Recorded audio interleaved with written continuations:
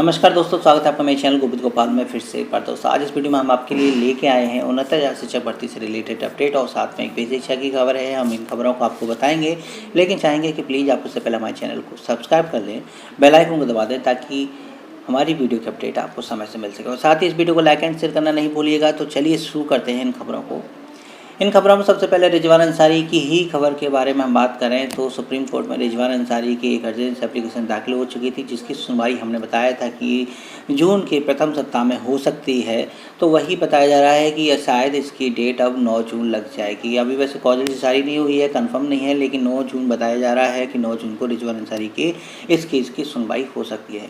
क्या है रिजवान अंसारी के इस केस में, आपको पता ही होगा, हमारी पिछली वीडियो में आपने देखा होगा कि सुप्रीम कोर्ट के द्वारा 40-45% पर पास हुए शिक्षा मित्रों का डाटा मांगा गया था और उनके पदों को ना छीनने की बात कही थी, लेकिन सरकार सभी पदों पर भर्ती कर रही थी। इसलिए रिजवान अंसारी ने अर्जेंसी दाखिल की थी कि सरकार इन पदों को छोड़ के बाकी पर अगर भर्ती करती तो हमें कोई आपत्ति नहीं है, वरना आपके आदेश की अवहेलना हो रही है, हमें इस पर अर्जेंसी एप्लीकेशन दाखिल करनी है। तो इसलिए इस केस की सुनवाई अगर 9 जून को होती है तो रिजवान अंसारी 37,000 लगभग टेट पास शिक्षा मित्रों की सीट को रिजेक्ट करके बाकी सीटों पर इस भर्ती को कराने का आदेश करवा सकते हैं। लेकिन जैसे कि शिक्षक भर्ती रुक नहीं रही थी और चल रही थी, लेकिन उस पर एंड टाइम पर स्टे लगा, वो लगा विवादित पर्सनों को लेकर। विवादित पर्सनों के केस में लखनऊ कोर्ट ने इस भर्ती पर तुरंत स्टे दे दिया और जिसकी वजह से काउंसलिंग भी रद्द कर दी गई। माननीय बेसिक शिक्षा मंत्री जी के बयान के बाद काउंसलिंग को रोक दिया गया और अब कोर्ट की प्रक्रिया पर आधारित पर ये प्रक्रिया आगे बढ़ेगी। लेकिन इसमें हम आपको बताएं कि 69,000 शिक्षक भर्ती को लेके सरकार भी चुप नहीं बैठी है, वो भी इसको लेके डबल बेंच गई है। डबल बेंच में लखनऊ कोर्ट के ऑर्डर के खिलाफ गई है, तो उनका भी यही है कि शायद 9 जून को इसकी डेट लगेगी। 9 जून को लखनऊ कोर्ट में भी डबल बेंच में सुनवाई हो सकती है और अगर सरकार इस पर से स्टेटवा दे सकती है तो शायद ये भर्ती प्रक्रिया फिर से शुरू हो जाएगी।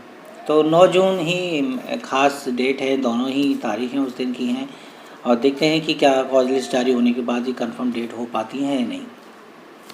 अगली खबर हम आपको बताएं जितेंद्र शाही के ऑडियो के बारे में। तो जितेंद्र शाही जी का ऑडियो 5 जून का जारी हुआ, जिसमें उन्होंने 2 बातें कही। पहली बात ज़रूरी है और सही बात है, उसको ध्यान से सुनिएगा। मानव संपदा पोर्टल पर सभी शिक्षा मित्रों का, शिक्षकों का डाटा अपलोड हो रहा है और संशोधित हो रहा है। तो उसमें संशोधन में उन्होंने कहा है कि हर शिक्षा मित्र इस बात का ध्यान रखे कि मानव संपदा पर फीड हुआ डाटा शिक्षा मित्रों के लिए एक सर्विस बुक है, एक ऐसी सर्विस बुक है जिस पर आपका पूरा बही खाता होना चाहिए, यानी पूरी डिटेल होनी चाहिए। आप कब शिक्षा मित्र बने ये भी उसमें डेट होनी चाहिए, कब शिक्षा मित्र से लेकर आप कब समायोजित हुए वो भी उसमें होना चाहिए, समायोजन के बाद आप फिर मूल विद्यालय गए या कहाँ गए वो भी सर्विस उसमें होनी चाहिए। इन तीनों चीज़ों को आपको मानव संपदा पोर्टल पर फीड करा रहा है, क्योंकि सर्विस अगर आप शिक्षा मित्र हैं और मानव संपदा पोर्टल पर आपका डाटा फीड हो रहा है तो वो स्टार्ट से ही होना चाहिए जब आपकी पहली नियुक्ति शिक्षा मित्र पर थी। क्योंकि शिक्षा मित्रों का कहना है कई लोगों का कि शिक्षा मित्रों का डाटा जो समायोजित हुए थे उस समायोजन वाली डेट से मानव संपदा पोर्टल पर अपलोड है, उससे पहले का कोई भी डाटा मानव संपदा पोर्टल पर अपलोड नहीं है।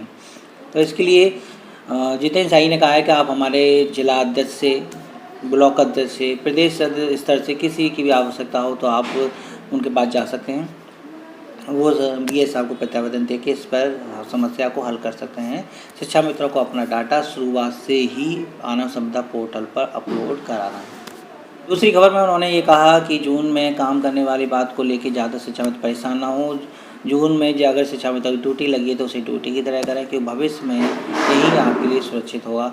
और बात यहाँ भी आ रही है कि जून के मानदेय की मांग उत्तर प्रदेश प्राथमिक शिक्षा मित्र संघ ने की है कि जिस शिक्षा मित्रों को इस कोरोना पीरियड में जून का मानदेय मिलना चाहिए। तो जाहिर सी बात है, जितेंद्र शाही का भी कहना है कि आप जून में अगर आपकी शिक्षा मित्र की ड्यूटी लगती है तो उस पर कोई भी ऐतराज़ ना उठाएँ, जो आप जून में भी काम करें, हो सकता है इसका लाभ आपको आगे मिल जाए।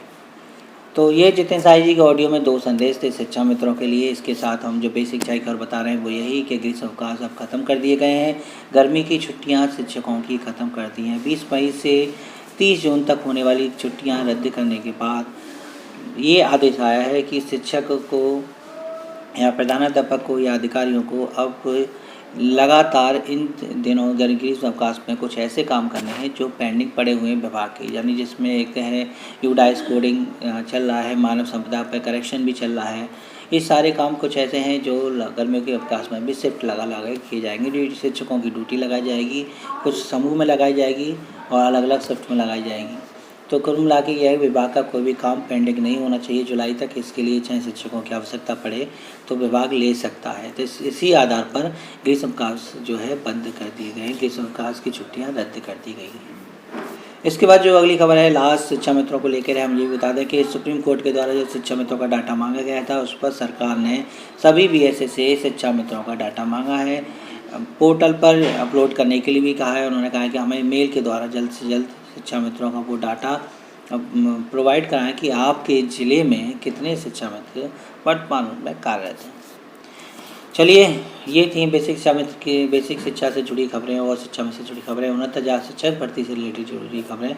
हम ऐसी अपडेट आपको देते रहते हैं। बस आप हमारे चैनल को सब्सक्राइब कर लीजिएगा, बेल आइकन को दबाइएगा और वीडियो को अभी लाइक एंड शेयर करना नहीं भूलिएगा। हम आपसे फिर मिलेंगे नेक्स्ट वीडियो में, तब तक लिए नमस्कार।